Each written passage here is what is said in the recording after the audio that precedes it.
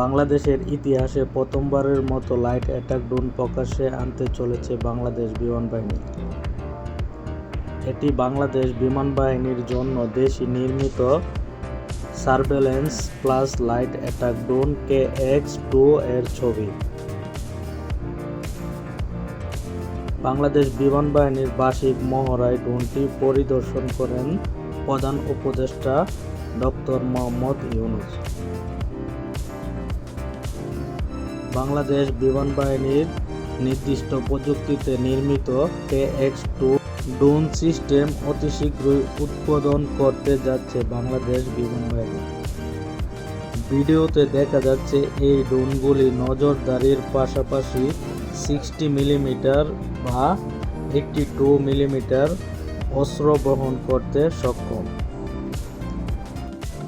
এই ড্রোনটি বাংলাদেশ বিমান বাহিনীতে যুক্ত হলে আরও এক ধাপ এগিয়ে যাবে বাংলাদেশ বিমান বাহিনী ইনশাআল্লাহ।